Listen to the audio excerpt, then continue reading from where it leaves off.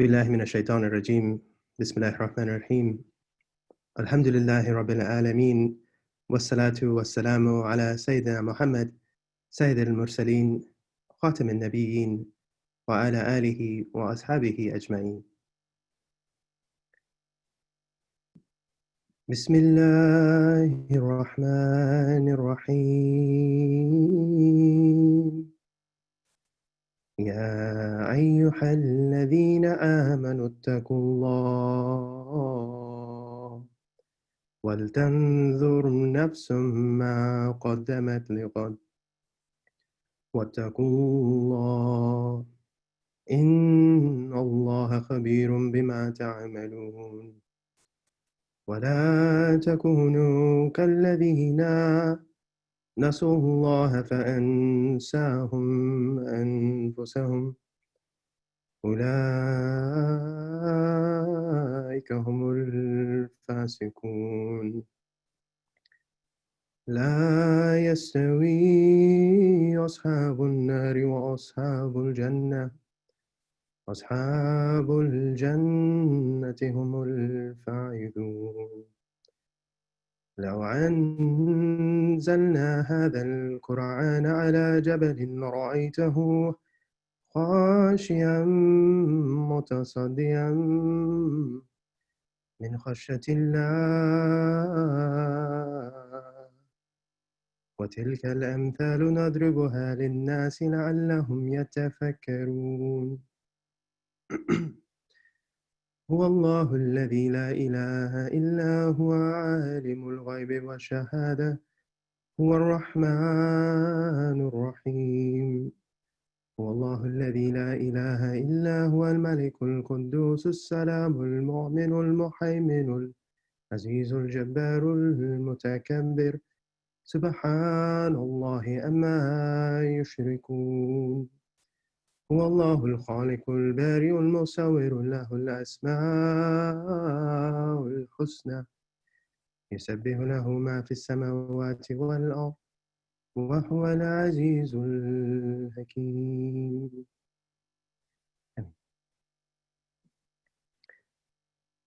O you who believe, be mindful of God and let every soul carefully consider what it sets forth for the morrow. Be mindful of God, for God is well aware of everything that you do.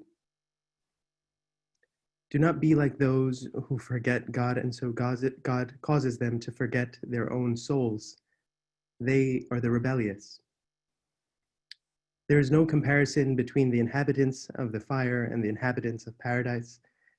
The inhabitants of paradise are the successful ones. Had we sent down this Quran upon a mountain, you would have surely seen it humbled and coming apart from fear of God. And these examples we present to you so that you may perhaps reflect. He is God other than whom there is no God, the knower of the unseen and the witnessed. He is the entirely merciful and the especially merciful. He is God other than whom there is no God, the sovereign, the pure, the perfection, the bestower of faith, the overseer, the exalted in might, the compeller, the superior. Exalted is God above whatever they associate with him. He is God, the creator, the inventor, the fashioner. To him belong the best of names. Whatever is in the heavens and the earth is exalting him, and he is the exalted in might, the wise. So I'm sure most of you probably already recognize those verses from Surah Hashr, chapter 59. I think they're very widely celebrated verses in the Quran for a couple of reasons. One, obviously, is the names and the attributes that are listed. So many of the beautiful names and attributes of Allah subhanahu wa ta'ala are listed in those last three ayahs. And the first part really focuses, though, on characteristics of the believer and the things that differentiate the companions of the fire from the companions of the garden, and separating out how different and how undeniably or profoundly different those two are. So inshallah, what we want to focus on for today's khutbah is really on those characteristics of the believer. I'm sure you can probably find volumes of information written about the names and the attributes of God, and each one of those probably deserves its own series of khutbahs. But inshallah, today we'll focus on those characteristics of the believer, and looking at these ayahs as a guidance in terms of how we might carry ourselves, how we might behave. So inshallah, we'll start there. The first ayah really goes into this idea of being mindful of God. Be mindful of God. Let every soul consider what it sets forth for tomorrow. And the tomorrow here is really, can be looked at in a couple of ways. Obviously, the implication of preparation for the future, but also in the Islamic sense, preparation for the day of judgment. What are we doing today that will prepare us for tomorrow? And there's a famous hadith about this as well, where one of the companions of the Prophet ﷺ asks, and when will the hour be? And then Rasulullah ﷺ replies, and what have you done to prepare for it? Pointing out that this, nobody knows really when that hour will be, but it's totally within our capacity, our strength to be able to prepare for that hour, and to be in our lives living in such a way that we are companions of the garden and not of those of the fire.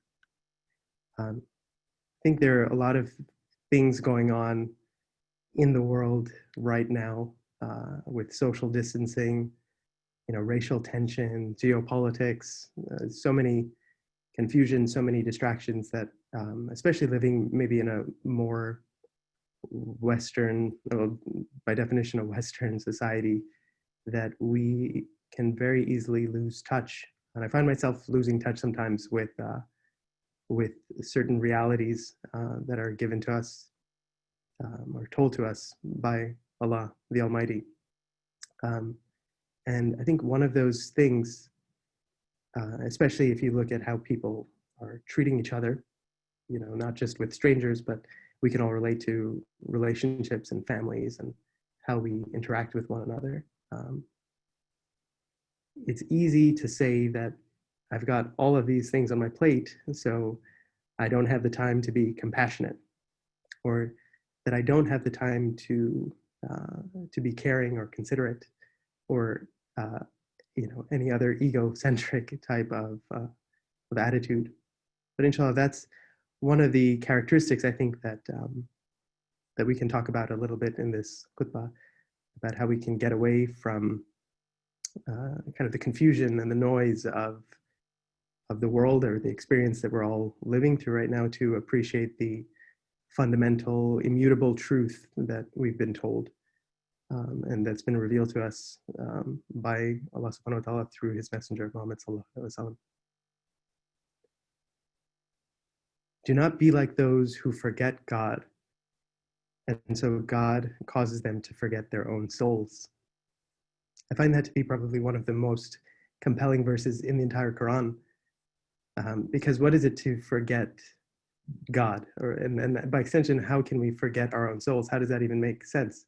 And if you were to ask any Muslim, anyone who's nominally, claims to be a believer, no whether they're Muslim or not, but anybody who claims to be a Muslim, they will tell you, of course, they know that God is the creator and that we are his servants.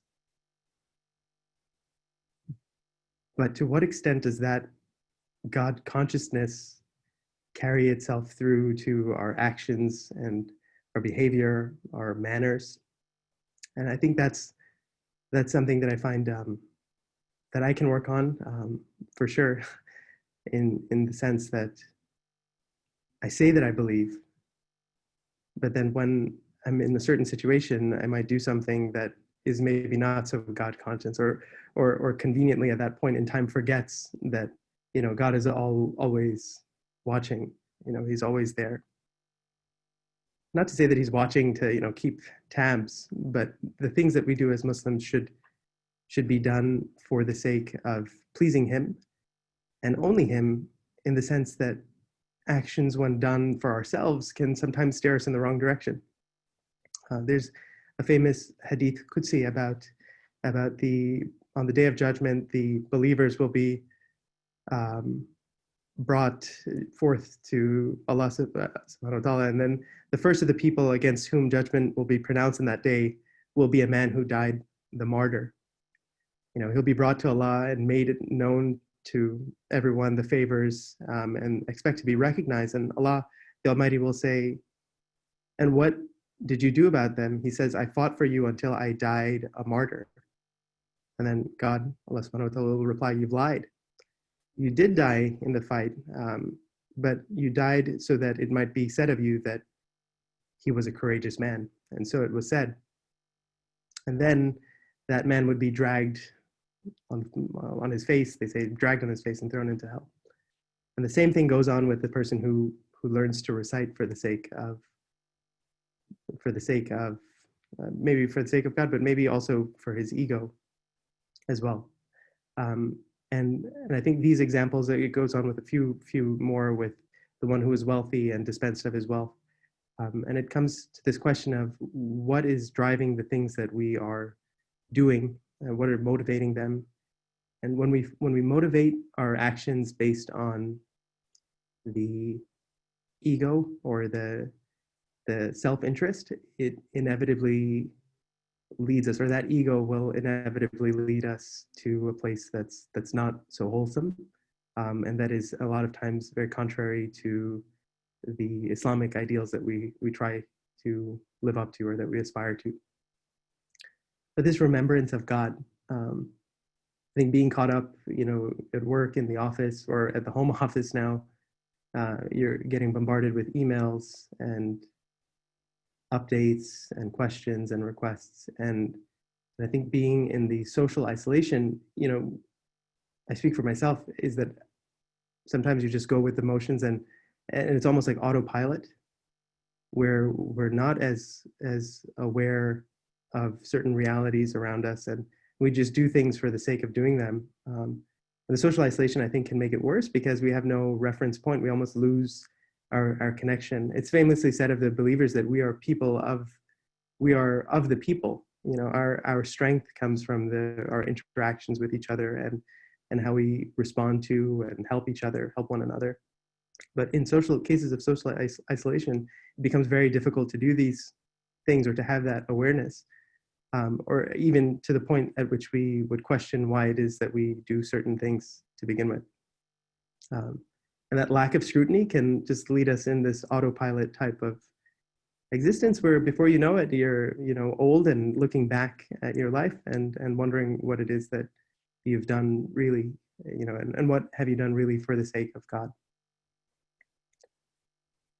I think that remembrance of God, that first, be not like those who forget God. Obviously, as Muslims, we're supposed to pray, 5 times a day at a minimum, even, as an act of remembrance. And I think to myself, when I do the prayers, especially, if I'm hurried or if I'm squeezing in time for those prayers, that I can sometimes leave the prayer as confused as when I started, in the sense that I'm still thinking about the million other things that I feel are important and that have to get done, but then I haven't really taken advantage of that time to really connect, and to put things into that perspective. And I think one example of this from I experience this almost every Ramadan. It was a few months ago now, and it was so hard to do the Ramadan without the Tarawih prayers together, but to pray sincerely and to understand as you're listening is such a blessing. I myself am not an Arabic speaker, and I think that adds to kind of certain level of detachment when I do pray, because I may not be able to relate to directly every verse as it's recited. Of course, some famous ones might pique your interest, but most of the time it's, your thoughts are your own while you're in prayer, if you're not really appreciating the language. And I think there's something that is missed by that. That I encourage us all to learn as much Arabic and as much Quran as possible to be able to recognize it, because the meaning of it is amplified so much when you can hear what's being recited and understand why the Imam repeated a verse or what makes them emotional. I think we can all listen to it and appreciate it at an aesthetic level. Of course, it's beautiful, it's written, it was revealed in such a way that would be pleasing to our ears and to our souls. So it doesn't need that much more, but to be able to understand it as well is something that makes the remembrance of God that much more powerful. So in remembering God, we pray 5 times a day. And I think those times that we do pray and we do put things into perspective, it makes us, again, I speak for myself, but it puts everything else in its place. You know, it's things are important. You have to get done for your family, for work, responsibilities. But the reminder that God is giving us is that nothing that we work for, nothing that we have is really ours to begin with. That everything that we have, you know, is famous to everything that we have, our lives and our deaths, our prayers and our sacrifices are all for you, Lord of the worlds. But I, for one, I find it very difficult to actually live up to that because you have your goals. You want to buy this house, you want to buy this car, you know, you want to send your kids to a fancy school and to pursue the dunya in a way that makes the dunya the focus. And not necessarily doing it with a purity of intention.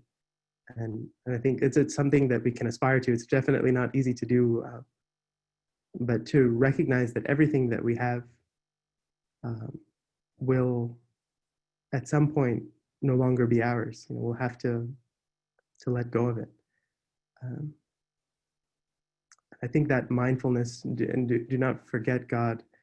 And so he made them forget their own souls. When we forget that, when we forget God, we really forget what's special about us. I recently started listening to an imam from Britain, Timothy Winter. He converted to Islam and some time ago, probably 30 or 40 years ago. And he has the most beautiful appreciation. I find, I encourage you all to listen to some of his lectures, but was beautiful appreciation from somebody who didn't even come from the culture and maybe or wasn't born into it, and maybe from that perspective is able to look at it more objectively. But some of the things he's saying is that, you know, we're all of us in a state of loss because those things that we covet and those things that we think that we have and that we would fight and we would die for are really things that we're going to ultimately have to let go of. And I think it's hard for us maybe living in America or in materially better off places to remember that because we're not really faced with scarcity in the way that so many people, Muslims and non-Muslims, are faced with around the world. Recognizing that we are insignificant in that sense, in the Islamic sense, and part of a much bigger picture is really important. I'm getting a chat message here. I just want to make sure that you guys are able to see that. But if anybody is having trouble with the audio or with the video, please let me know so that we can address those issues. But going back to that point about this appreciation for what we have and the fleeting nature of the things that we're given. I think this idea of thinking that I am important, I am better than, I am insert here. This idea of the ego is something that's fundamentally un-Islamic. And yet we find that even with the way that Islam is practiced is that, you know, naturally we break out into tribes. You know, Islam was brought to the Jahiliyyah Arabs who were divided into tribes as a reminder to them that they are really part of the same stuff, you know, part of the same creation, and the tribal divisions that they had really are nominal and self-imposed, and that even today, 1400, 1500 almost years later, we have the same type of mentality. You know, there's a Pakistani mosque, there's a Bengali mosque, there's an Egyptian mosque, there's a Turkish mosque, And again, this Timothy Winter guy, he points out, it's like, wait a second, we're all really part of the same ummah, and we should have within ourselves the ability, the capacity to recognize that. I think this is especially important in the context of what's happening now with, the Black Lives Matter movement, and all of the awful things, even in a society as supposedly advanced and modern as the United States, that we would be still grappling with some basic questions of fundamental human rights. It's incredible to see, I think, the realization of how many of these things would have been going on historically, but now is only being brought to our attention because of the social media and the ability to share these happenings. It's astounding and it's terrifying. But what gives me a lot of solace is the truly Islamic perspective on that. Right? There is no Arab that's superior to any non-Arab, or vice versa, except by virtue of the things that they do. And recently reread the autobiography of Malcolm X, who many of you will know found Islam through a version of the practice that was really distorted to fit into the counterculture narrative of Black versus white in the United States. But then when he traveled to Mecca and for the first time ate out of the same plate and drank out of the same glass as people who in America would never even invite them into their homes, his understanding of what the true Islam, as he calls it, changed fundamentally in such a way that when he came back to the United States, he saw with that lens. And I think what's profound about both Malcolm X and Timothy Winter in reading about them and listening to the things that they have to say is that from that outside perspective, there is an objectivity that comes with the evaluation of the faith that sometimes when the majority of us who are born into it, we might just take for granted. And there is an air of ego or arrogance when you meet somebody who converts. It's like, oh, that's good for them, alhamdulillah, right? But we had the right answer all the time. But then even that type of thinking is wrong. It's like it makes you less Muslim to feel that way about people. When you realize that coming from an outside perspective, somebody has the capacity, and subhanAllah, God has blessed them with the ability to see that. But people look at Islam as this almost backwards manifestation of popular culture. I mean, of medieval values that are trying to be forced into a modern existence. And the response that you see all over the world, in Europe, in parts of America as well, is that it's incongruous, that you can't really have those values and live in the 21st century. And it makes it seem as though it's antiquated. And really, I think the problem with that is manifold, but I think I like to think about it in terms of the things that we actually have control over. We have no control over what some extreme people would do or say, for the sake of appeasing their own egos or appeasing how they feel about something. They're maybe doing things for what they believe is right, but really they're just doing it to feed that ego. And it's so dangerous when you get to that point of somebody doing something. Like we said earlier, it's like, are you really doing it for the love of God, or are you doing it to feel better about something, about yourself, about your place in the world? And I think there's some really beautiful verses that you don't have to go far to find in terms of, we talked about the characteristics, we're talking about the characteristics of the believers and the characteristics of what separates those companions of the garden from the companions of the fire. One, we already talked about this racial equality. There was somebody said, how quickly Muslims may be to praise the reciting of the adhan that was given by Bilal, but how many, would feel comfortable with their children marrying his descendants?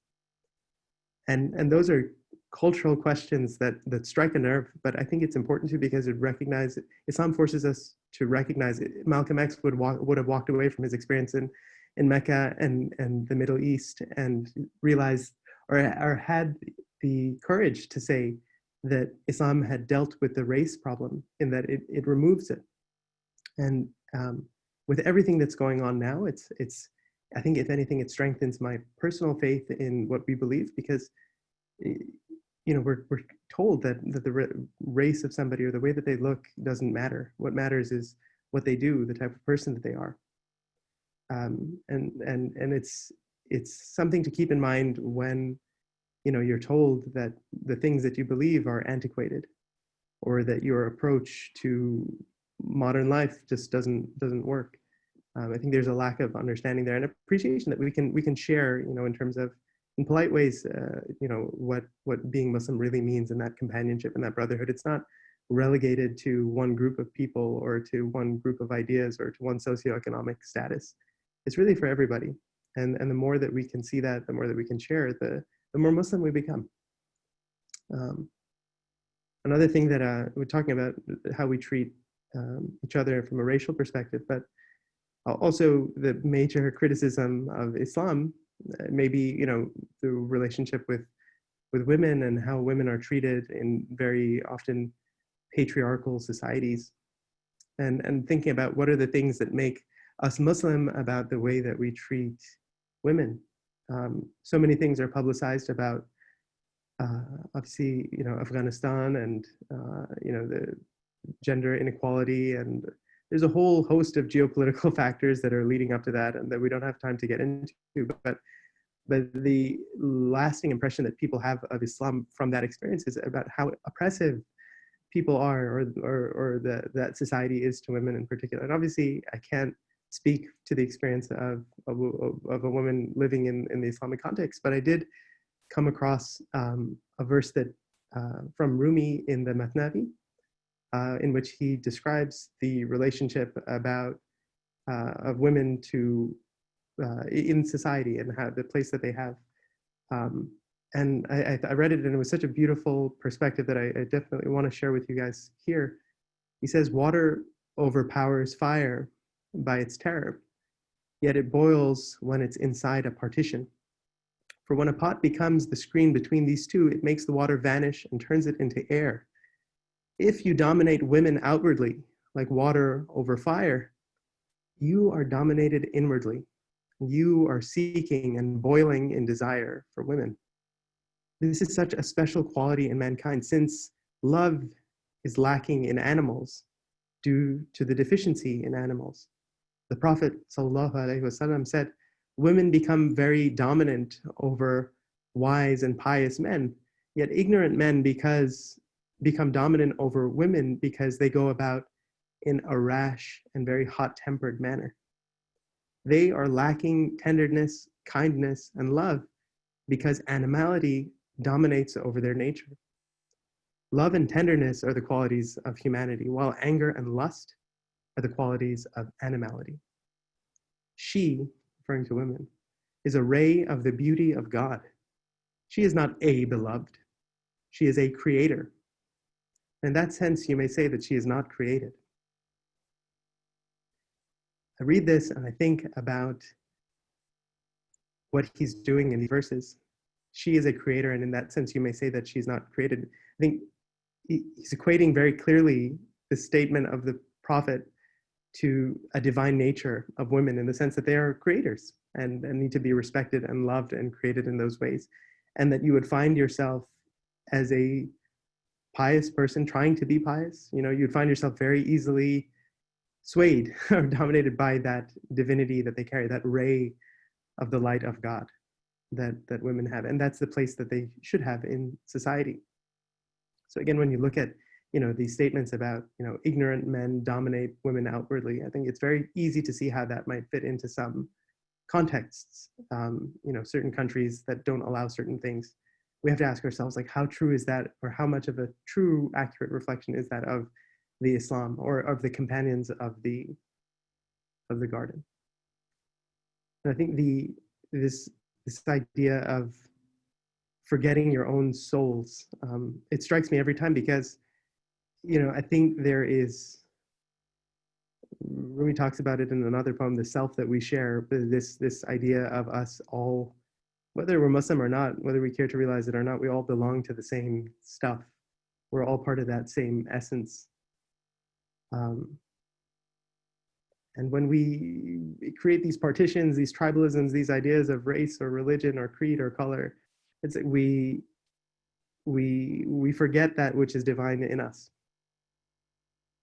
Whether it's the way that we treat women or the way that we treat people of other races or religions, that's a reflection of who we are. So for us to be companions in that sense of the garden, we should be mindful of mindful of God, but mindful of how we treat others, and by extension, how we treat ourselves. Even in the Hajj, the pilgrimage, when we're making tawaf around the Kaaba, there's no separation. I mean, maybe for practical reasons, but there's no separation between men and women at that point. It's as though we've stripped away these ideas of self to the extent that, we all are, and we exist in the same sphere, equal in creation, and only different by virtue of the things that we do. So we remember God, and we treat others with respect and with dignity. Those are some of the characteristics. We talked about the prayer as well. But I do want to bring attention as well to just appreciation for the things that we have been blessed with, because it becomes easier to show compassion and to practice empathy when you are aware. And this maybe gets back to the point I was making before with the social isolation. When we're disconnected, it's very easy to forget people, or to forget what people are going through. It's like when we're alone or by ourselves, that's when our inner demons come out, and it feeds our egos, and we're just looking at the Facebook feeds or the Instagrams or the TikToks and seeing what everybody else has, and growing this type of resentment. And those things that we see are shared with us not randomly. It's decision algorithms that force us to look at it and to want to buy, or to want to spend, or to have what somebody else has. For the sake of what? For the sake of our own egos, again. And we don't even realize it. It's because it's become so subvert that it's so insidious, almost, this tendency towards that type of thinking. But we forget about the status, the situation of other Muslims, or other people, not just Muslims. I mean, if people are suffering anywhere, it's like that's human suffering that should elicit a certain type of response from us as creation, as part of that same creation. And there's this one example that I go to think about often. My wife and I were watching this documentary some time ago called Born in Syria, where this is pre-pandemic, right? So you can only imagine how things have changed, how that situation has become so much more difficult for those people who are Muslim, but who are being persecuted and forced to leave everything behind. The storytellers, the documentarians, what they do in this video is they chronicle from the often forgotten or overlooked perspective of children who are making that migration, that journey, that exodus away from their homes into places where they're ignored or marginalized even further, or ridiculed for what they believe. And there's one story of a boy who was recently involved in an explosion. He was in a building that had exploded it was his father's mechanic shop was bombed. Nobody knows by whom, but he can't be more than 5 years old. And the story is being told from his perspective, and his uncle who's taking care of him. And his uncle's telling us about what happened, how many surgeries he had to go through. He finally has the ability to speak and to respond, but his memory isn't good at all. And we finally get to hear what he has to say. And he says that, he was just with his dad at work, and then he heard a loud noise, and then he didn't remember anything after that. But his dad is coming. His dad is coming to pick him up. His dad is going to be here any day now after he gets better. Then in a follow-up interview or discussion with the uncle, we find out that the dad died in that explosion. and that the little boy, because of his loss of memory, can't remember. And he's 5. I think like that for me is just like so painful, because how far away from our existence is that, right? Like how far away from the things that you and I experience on a daily basis is that? And we're worried about, the latest model of the Mercedes, like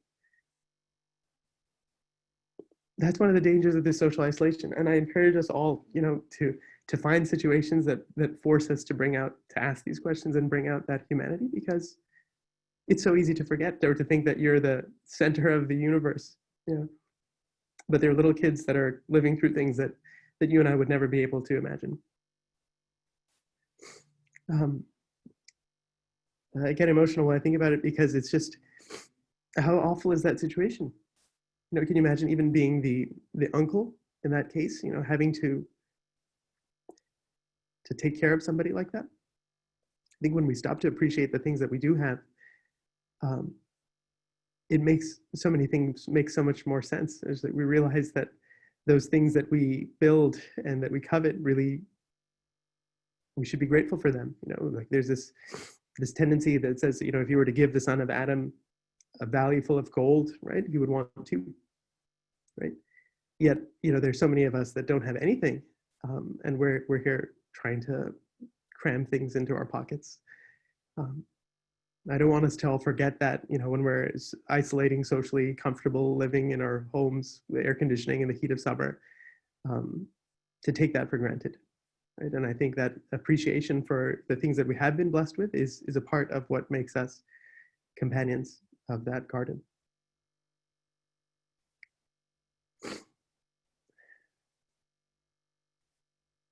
Yeah. And that's the time for second khutbah and the prayers. Yeah. There is. That's good. Thank you, Naz, for that. I think there's a little bit more, but inshallah we can say it on another occasion. But inshallah, this just recapping very quickly these last couple of points about the characteristics of the believer. I think it's recognizing ourselves in each other. I think it's appreciating the things that we have been blessed with, so that we can be companions in that way. And the last thing that I wanted to touch on was this idea of humility. We didn't get to talk about it. This verse where, had we sent down this Quran on a mountain, you would have seen that mountain split asunder. This idea of the mountain being this thing that is so big and powerful, but yet if presented with the truth of the revelation and the realization of the true reality, it would have fallen apart. And this idea that we build ourselves up to be mountains in our lives and to have these egos and to do these things. I apologize for all the emotions that I'm sharing, but it's true that if we were to see ourselves in that context, like in front of the words that have been revealed to us, in front of God's eyes, and to humble ourselves in that sense, then that's what would make us a companion of the garden. And even then, with all those things lined up, it's the purity of our intention as well, from that hadith as well. But inshallah, on another time we can talk more about some of these things. But I encourage us all to stay strong during this very difficult, trying time, and to not lose that compassion that social isolation is all too easy to fool us with. The world is a big place, and we all have in our own capacity the ability to make an impact or to improve the status or the situation of those around us. So I encourage us all to remember God much, and to wherever possible help, whether Muslim or not Muslim, help people who are in need. Assalamu alaikum.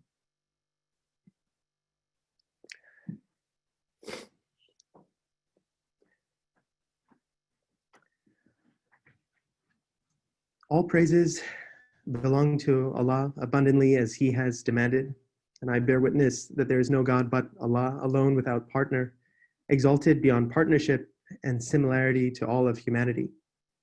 I bear witness that our Master and Prophet Muhammad sallallahu alaihi wasallam is His servant and acknowledged messenger. Know that Allah, the Exalted, has bestowed his salutations upon the Prophet from the beginning of time. For Allah has declared an eternal, knowing, wise, informative, and instructive declaration that magnifies and ennobles his Prophet. Indeed, Allah and his angels send salutation upon the Prophet. O you who believe, pray upon him and greet him frequently. O Allah, bestow your blessings on your messenger and on his family as you have blessed Abraham and his family in this world, for indeed you are praiseworthy and exalted. And may you be pleased, O Allah, with the four successors of the Prophet, ﷺ, the sincere leaders, the ones who have distinguished right from wrong with guardianship and authority after the Prophet's demise. These are the chosen ones, possessors of great might and tremendous glory. These are our leaders, guardians and imams, Abu Bakr Siddiq, Umar, Uthman, and Ali. O Allah, forgive all the Muslims, male and female, all of the believers, male and female, those who are alive and those who are deceased among us, for you are the all-hearing and the answerer of supplications, O Lord of the universe. O Allah, strengthen the faith of Islam and help elevate the word of truth and faith.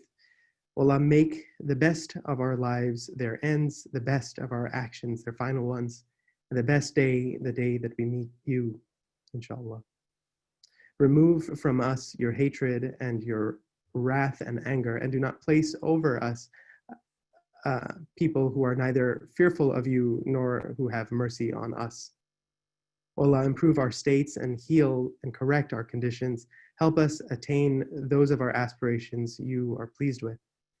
Seal our actions with virtue, our destinies with happiness and joy, and give us death only when you are pleased with us, O Lord of the universe. I ask Almighty Allah, Lord of the grand throne, that he forgive me, you, and all the believers together, servants of God. Indeed, God commands justice, virtue, kindness, and generosity to kin, and prohibits immodesty, transgression, and evil actions, so that we all may take heed. Remember God, and he shall remember us. Fadhkuruni yadhkurukum, and God knows best. Assalamu alaikum. Allah Akbar.